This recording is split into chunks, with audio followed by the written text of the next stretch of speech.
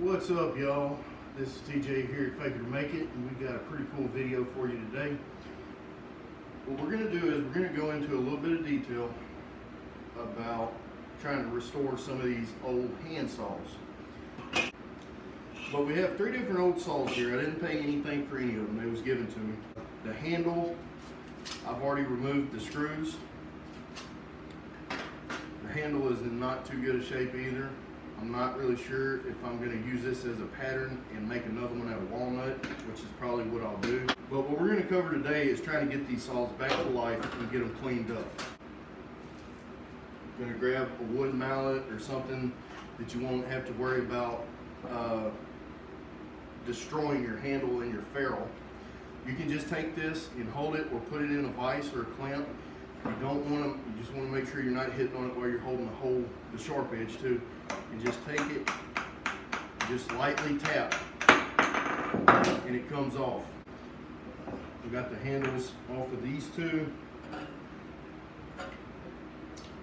Now we need to take the handle off of this one, and we need a really big flat screwdriver so that we can fill the slots and not mess up the slots. Down here in the southeast Texas, we really have a lot of humidity, and it's pretty miserable during the summertime, and it just destroys your tools. No matter if they're brand new or old like these, it really doesn't matter. This humidity does not care about your tools. Just pushing these screws out. What we'll probably do is we'll leave this spine on there and on this one, and see if we can get them to break loose when we do our first soak. Before you do some sort of rust removal process, you need to make sure that your parts are thoroughly cleaned. So the first step is to degrease the parts. So we'll just drop them down in there.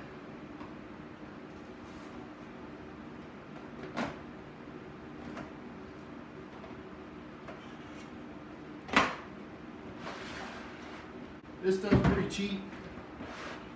I don't really worry about reusing it, but I do want to use as little as possible to accomplish the given task.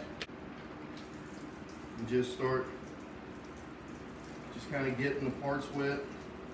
I use this degreaser for everything. I soak my circular saw blades in it in a small pan. You can use a bucket lid. I've seen that over at Stumpy Nub's channel.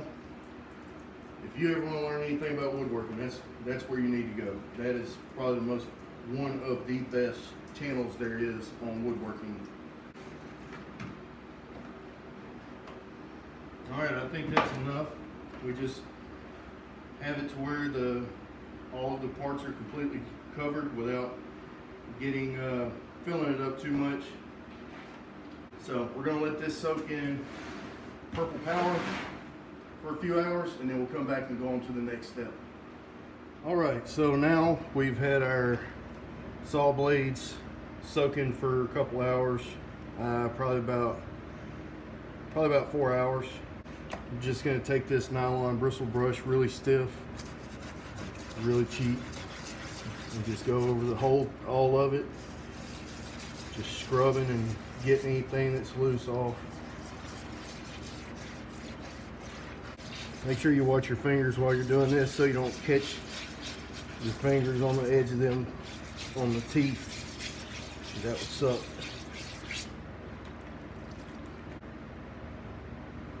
Alright, so now we're gonna drain this off and rinse these parts off with nice fresh clean water, clean our brush out, get all the degreaser out of it, and then we'll be right back and we'll start going through the process of putting the blades back in here and covering it with Evapo Rust.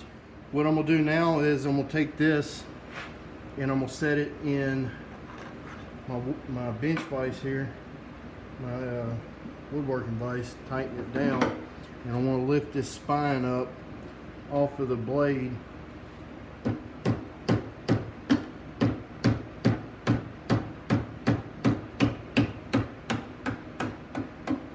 this one may be a different story. Crank it down. I can do this without tearing anything up.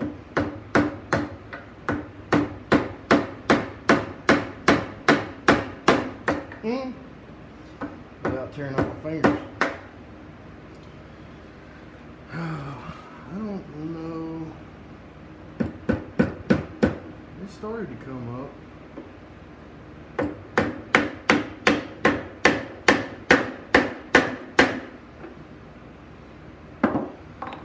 Slide it down. Be real careful you don't miss and hit your fingers on the bottom of the blade. It's moving, just not very much. May just have to keep working it down the length of the spine. Ow! Ow! That hurts. Oh, why don't you cooperate? Almost there.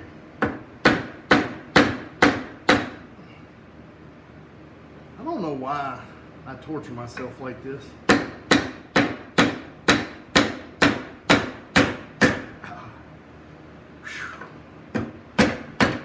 All right.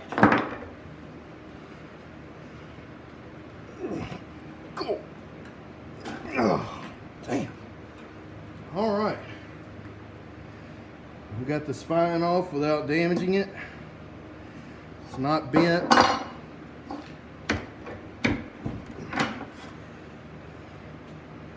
There's our blade. All right. Now they are completely disassembled. So, as y'all can see, I've got my sweaty hog beast mode going on right now. Super gross, soaking wet, smell like a goat's. I'll leave it at that. Anyway, got our saw blades de-spined, cleaned up, and pretty dry.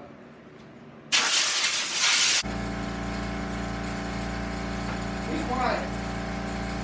Come on, let's get off. I'm trying to make a video. Be quiet. Alright. Jeez. Alright.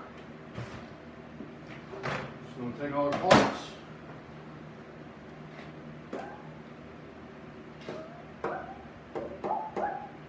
Alright, now that all that silliness is out of the way, we've got our Evapo Rust. Super safe rust remover.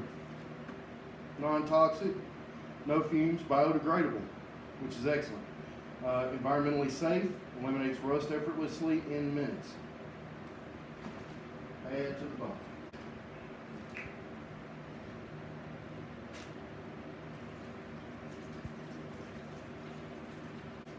And now we just sit here and wait. It's pretty gross. You see, this stuff all turned completely black. All that is dissolved rust. And I'll go ahead and tell you now, it's not a bad idea to have some cardboard to put your saw blades on, just so you don't get that crap everywhere. And the cardboard will kind of soak up some of it, and it won't be as nasty. Plus, I don't want it on my table too much.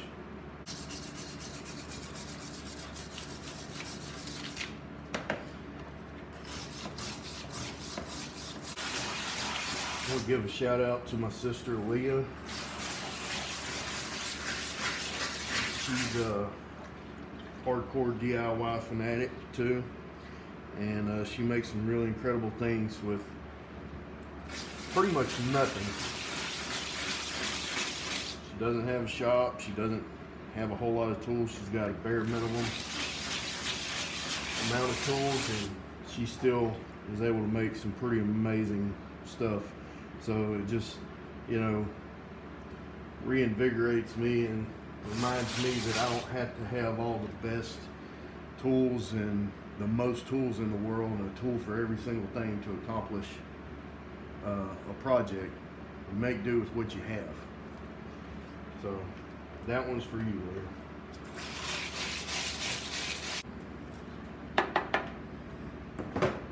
All right, we'll let that back saw soak for a little longer, and we'll go ahead and start working on the other ones. I've got the parts cleaned up. I went over the parts with acetone, dried them off, dried the water off of them, cleaned the parts up with acetone. You're gonna find that when you're cleaning the parts off, that your rags are gonna turn black instantly, and you can do that for days and still not get all the black stuff off of it.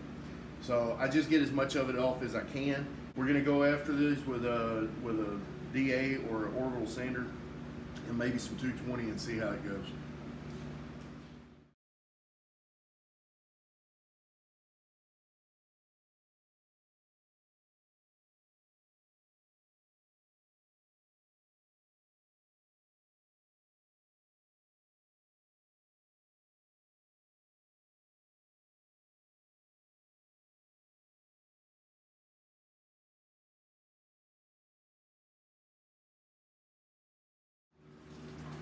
So now that we've got our blades 220 sanded with an orbital sander, we took shop towels with acetone and wiped in one direction repeatedly and over, folding the towel to clean spots on the rag until we didn't have anything come off on our rag.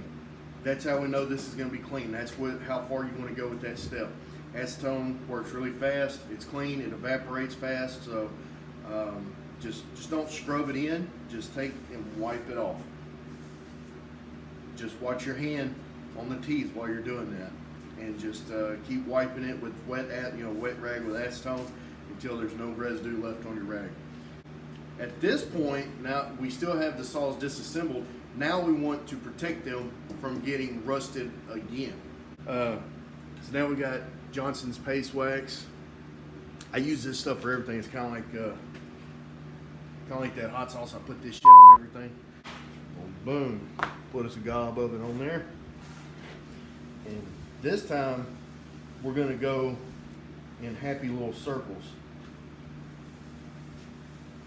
And that way, I don't know if you can tell, but the grind marks for this, whenever it was made, was this way, running this way.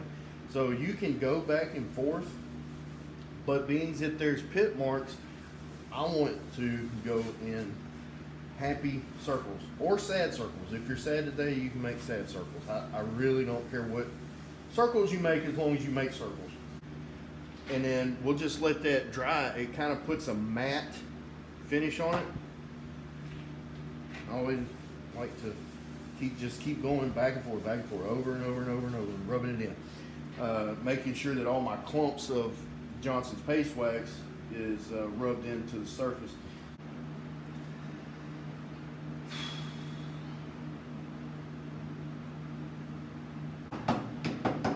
Make sure you crank your blade down really tight so it doesn't move around. Just tap it. And we're going to take where we opened it up a little bit to get it started. I'm just going to crimp that now. We got it back on. Now, we're going to take our handy dandy handle, follow the same grooves that we pulled them off with.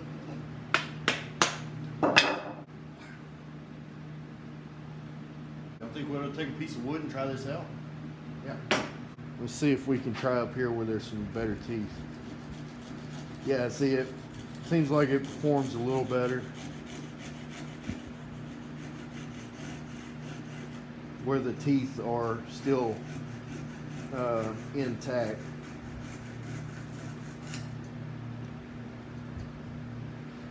I mean, that's not terrible. I mean, that's not terrible. I've seen worse, I guess. Oh, God, it scared me to death.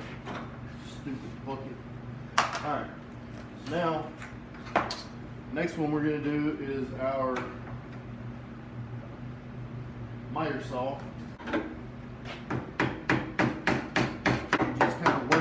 just kind of work your way down. Again, you got pretty much in any vise you're going to have metal underneath this, so don't drive your saw into the metal of your vise, no matter what kind of vise you're using.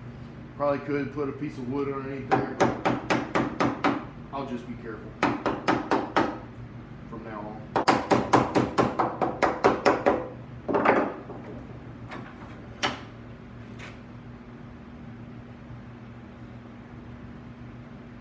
Alright, it's all the way on there.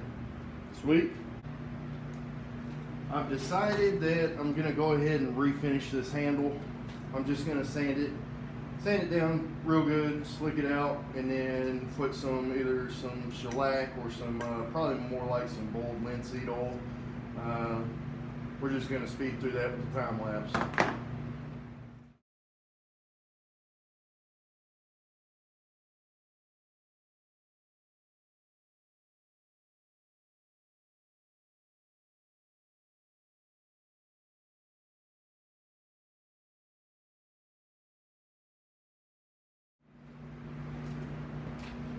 One thing I just remembered that we have to do is clean up our screws that hold the blade to the handle. I'm not going to make a big fuss about that. I'm just going to put a wire wheel on my Dremel and clean them up.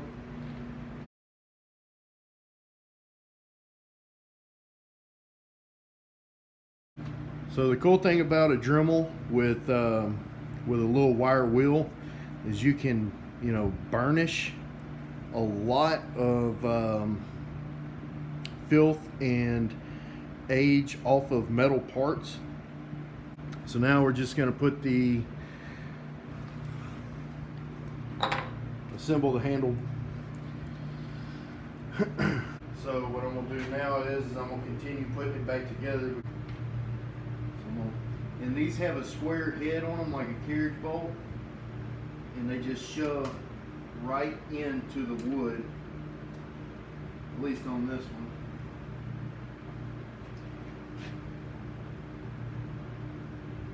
Just make sure you don't cross thread these.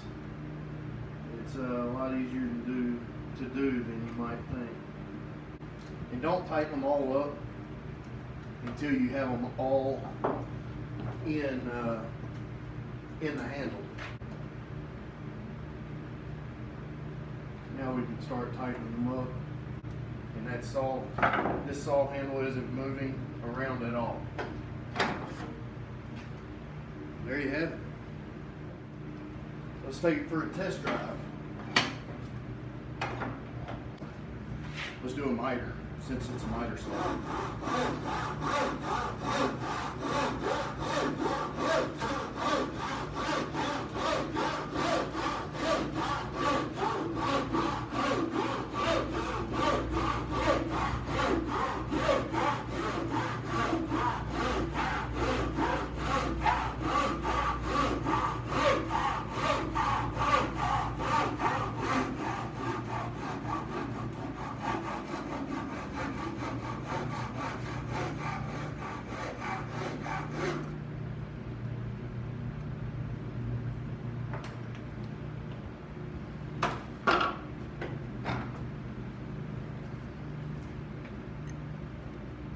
That's not too bad, huh?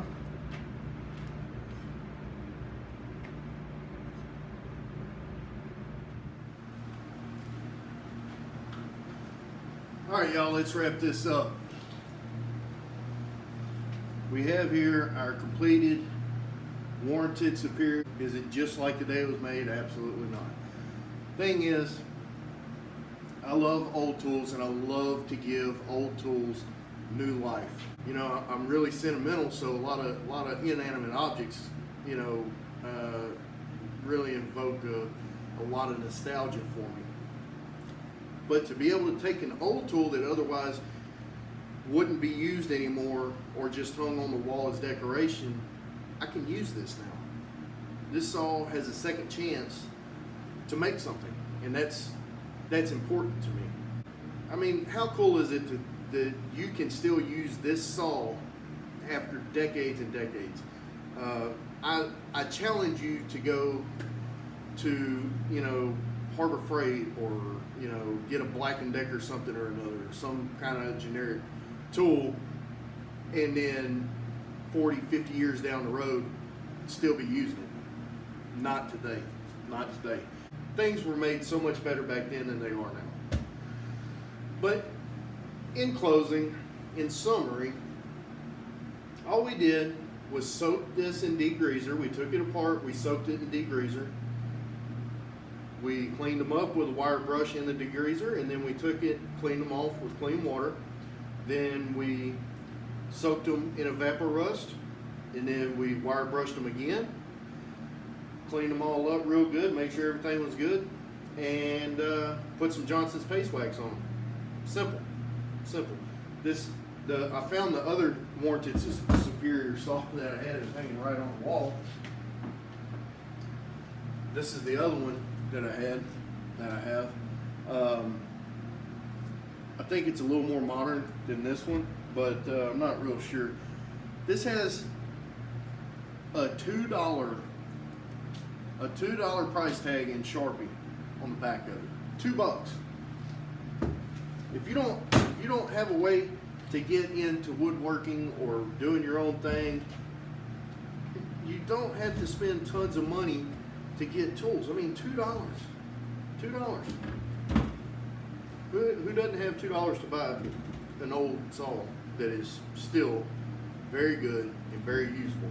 It just needs a little TLC, a little cleanup, and rock and roll, start cutting wood.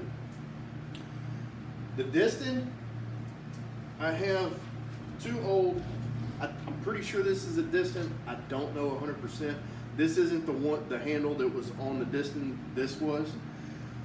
I like this pattern, so I'm probably gonna make a video on how I go about making a new handle for the Distin saw. It cleaned up really well. The teeth look great, actually. And I mean, it's got some pretty bad pitting down toward the end, but this saw is still extremely viable. It has a number 8 stamped on the back of it. I'm gonna have to look into that. This is my grandfather's saw, so this saw means a lot to me. He was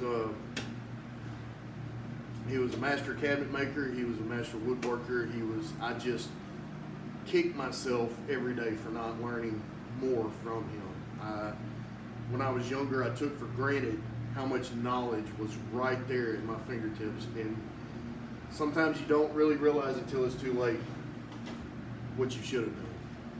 So if you can learn from your grandparents or your parents, take every opportunity you can. Every opportunity. Really easy project. If you have any questions, comments, concerns, funny stories, anything like that, please leave them down in the comments section. We'll get a good conversation going on about saws, tools, restorations of tools, and whatever old tools that you use in your shop.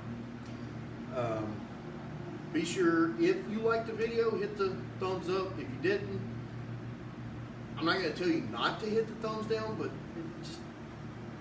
just leave me a nasty comment. I don't know, the thumbs down is like the nail in the coffin. That would suck if I get a thumbs down. Remember, tiny feelings. Anyway, y'all, if you like what I'm doing here, subscribe to the channel. It means a lot to me. I'm trying to get better. I'm trying to get good at this. I'm having a really fun time with this process, making videos and editing. So if you would, just subscribe, and if you really like what I'm doing, hit that little bell so you can get a notification when I make a new video. Y'all, this has been another Fake It to Make It video. I hope y'all have a great day. Stay safe, and